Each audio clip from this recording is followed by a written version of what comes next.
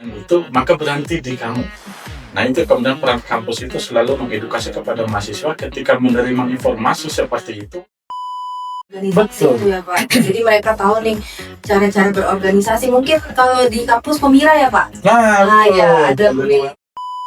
Dengan pentingnya bahwa memilih pemimpin itu, apalagi pemimpin yang strategis di nasional ya. Nah itu sangat penting. Kan mahasiswa sekarang tuh pasti dominasinya Gen Z ya Pak. Kalau menurut Bapak tuh ada nggak sih ketertarikan mereka terkait dunia kepemiluan gitu Pak?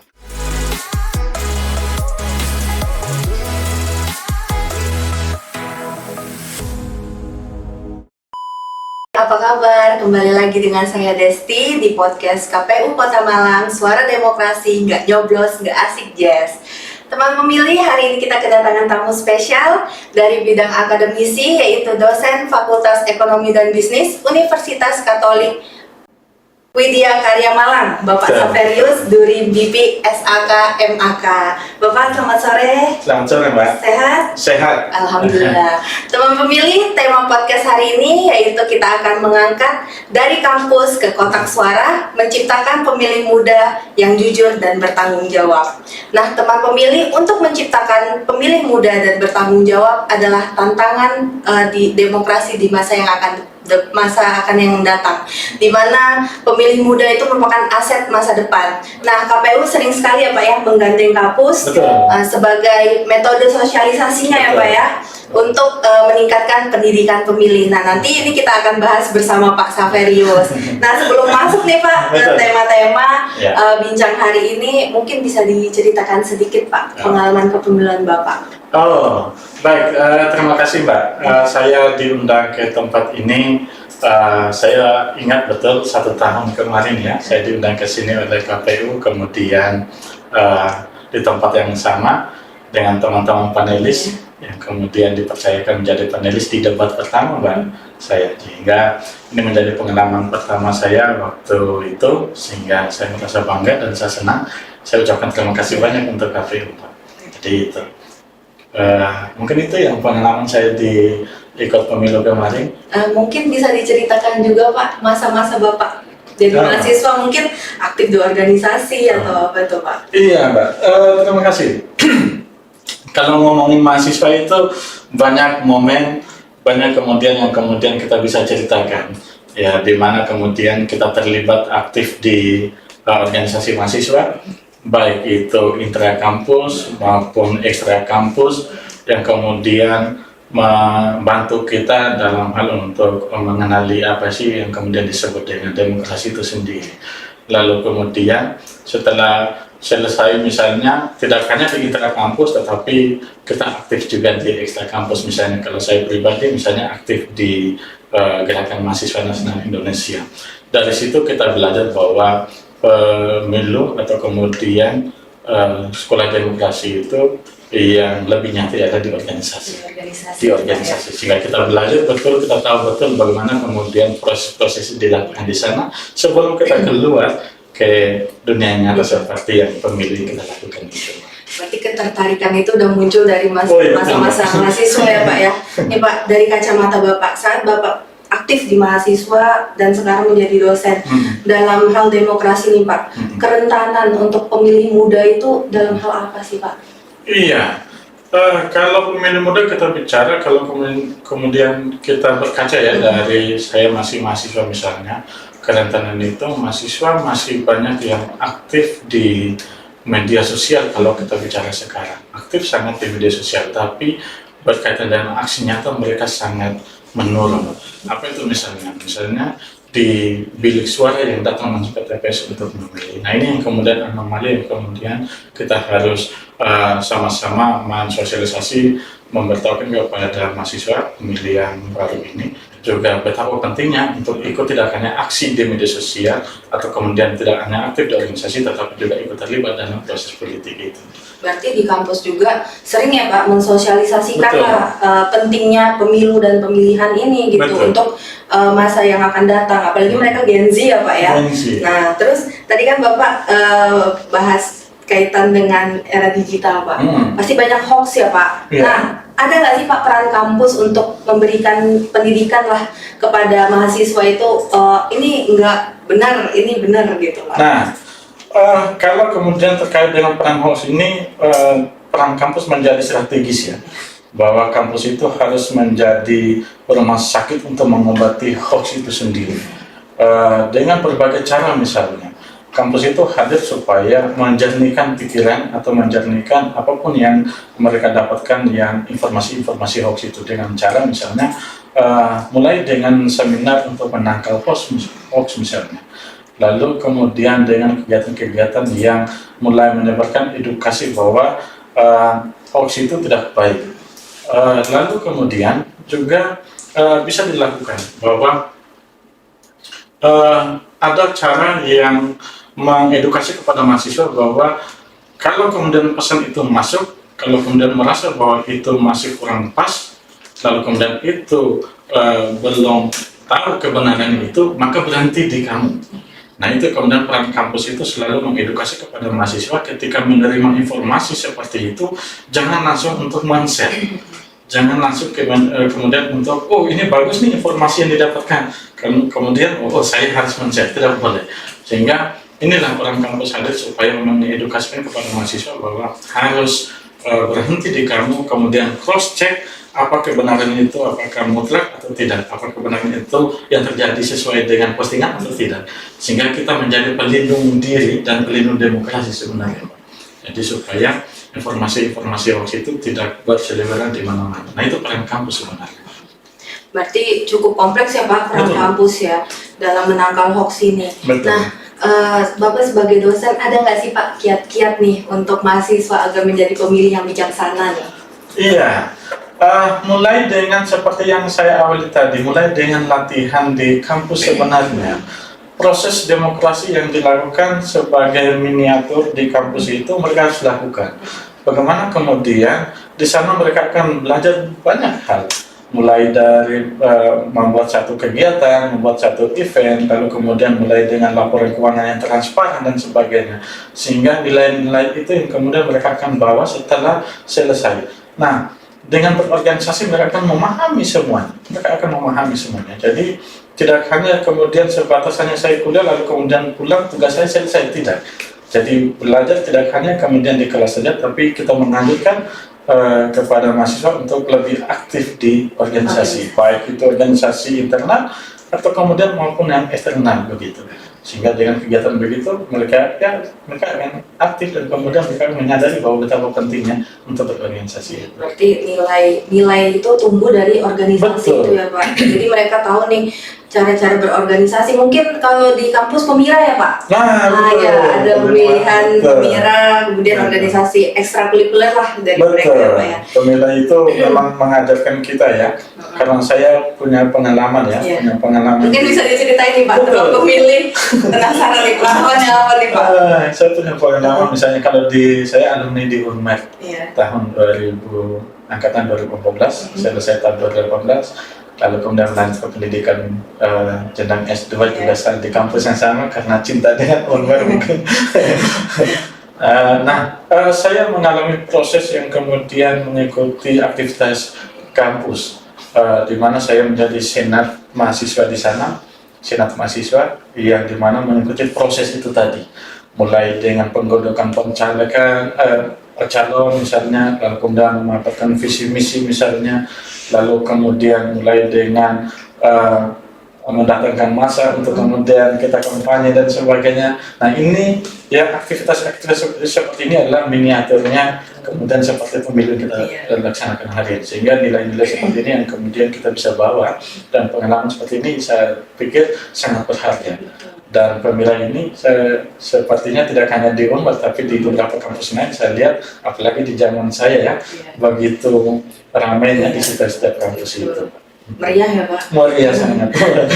Kayak pemilihan yang sebenarnya gitu. Betul, seperti pemilihan itu, lobby-lobbyan dan sebagainya itu kita sudah alami itu. Nah ini menjadi miniatur atau laboratorium sehingga ketika kita keluar tuh kita tidak kaget dengan hal yang besar seperti ini karena kita punya pengalaman seperti itu. Nah Pak, kan mahasiswa sekarang tuh pasti dominasinya Gen Z ya Pak. Hmm. Kalau menurut Bapak tuh ada nggak sih ketertarikan mereka terkait dunia kepemiluan gitu Pak? Harusnya ada. Kenapa mereka masih minim terkait dengan aktivitas untuk pemilu ya? Mungkin saja kalau kita melihat bahwa mungkin saja mereka tidak menemukan titik temu antara apa yang mereka perjuangkan dengan di bilik suara. Apa yang mereka perjuangkan misalnya di media sosial ya, gennya mereka ini biasanya aktif di media sosial.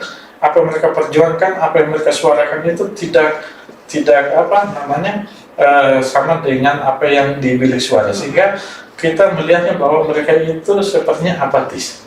Tetapi ini yang kemudian kita harus mengedukasikan kepada mereka bahwa sangat penting keterlibatan kamu tidak hanya di media sosial, tidak hanya sebatas vokal misalnya di kampus misalnya, tetapi lagi-lagi bahwa kamu juga ikut terlibat sampai kepada ruang bilik suara tadi.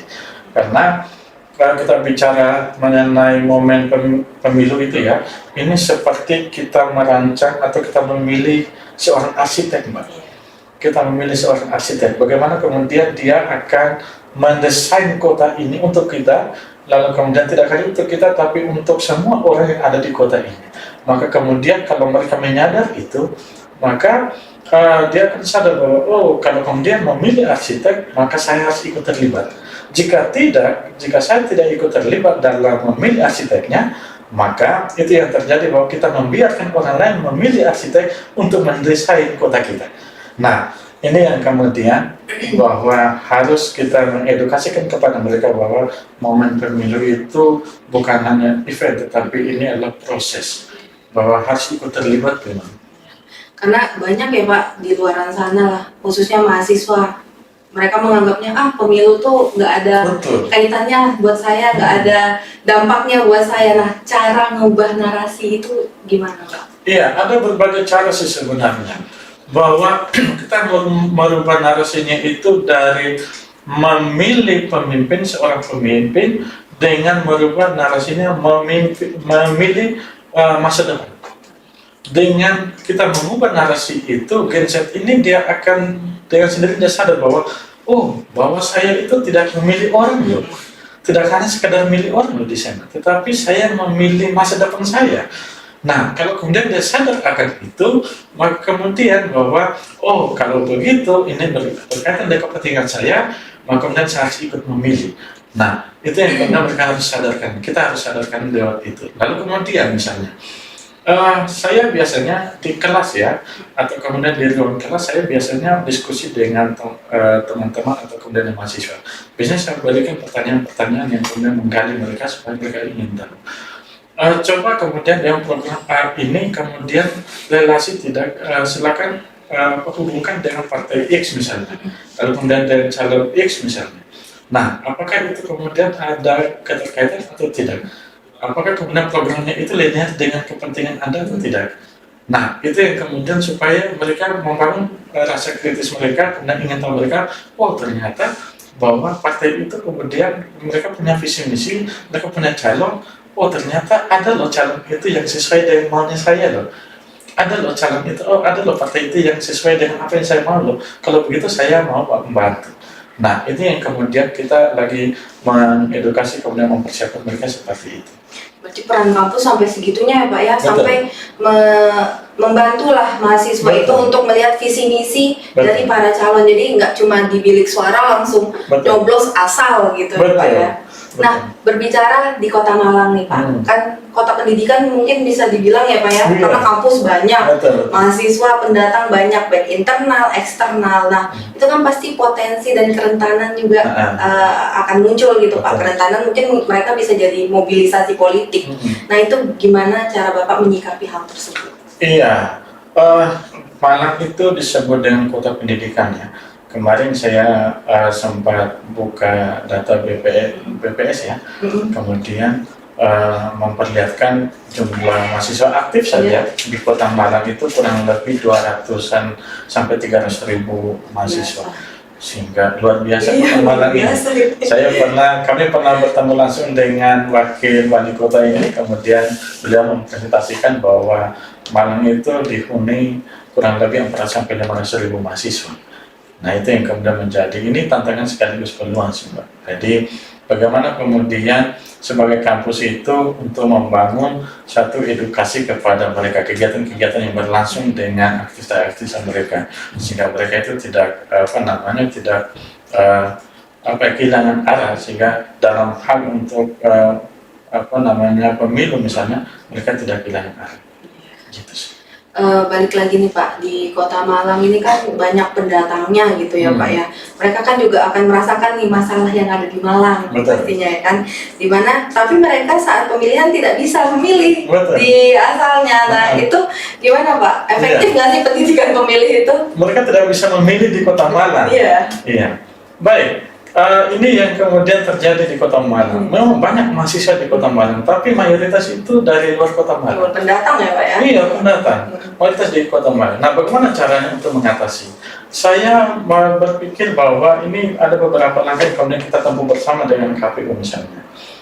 Bahwa KPU itu menggandeng dengan kampus-kampus untuk memberikan sosialisasi terkait dengan pentingnya bahwa memilih pemimpin itu, apalagi pemimpin yang strategis di nasional ya.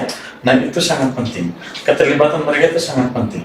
Sehingga mereka nantinya juga ikut andil dalam memposting atau kemudian memberikan edukasi kepada keluarganya atau siapa saja yang di daerah asalnya.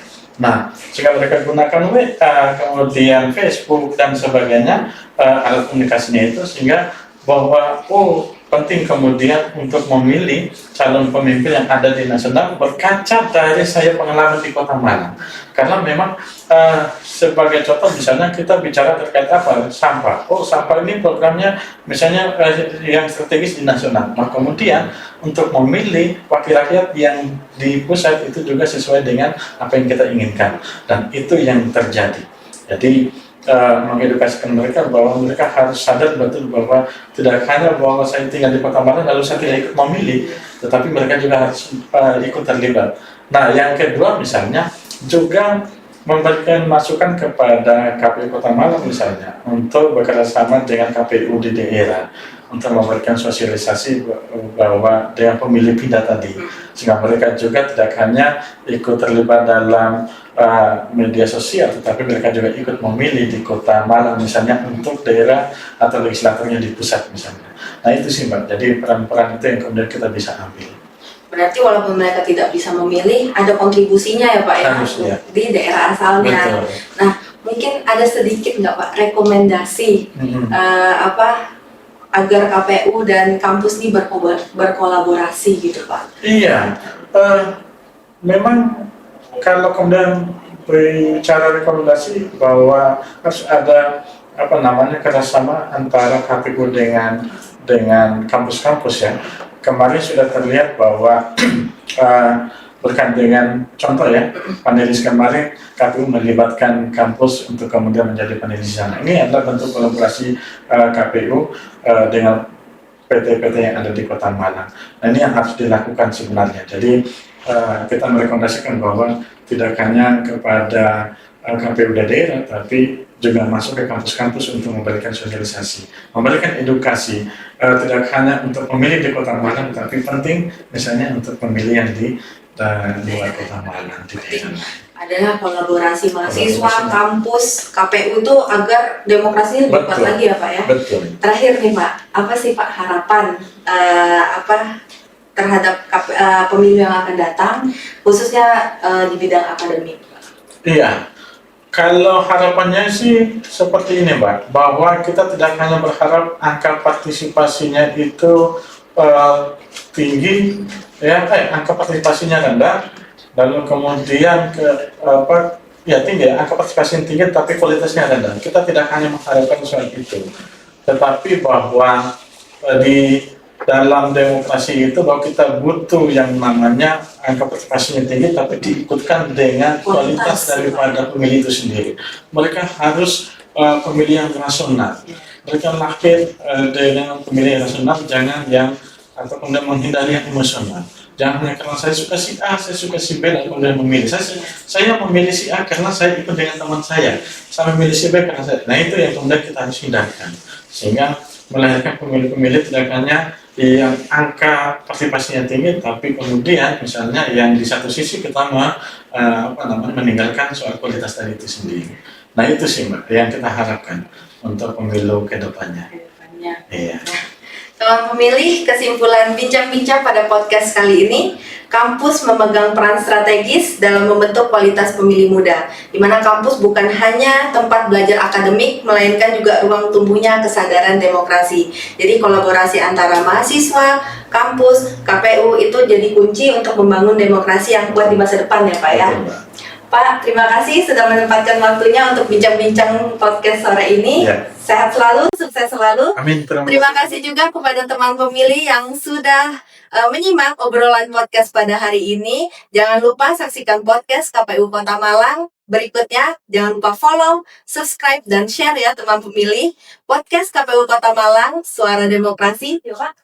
Nggak nyoblos, nggak asik, Asik, Jess. Sampai ketemu lagi.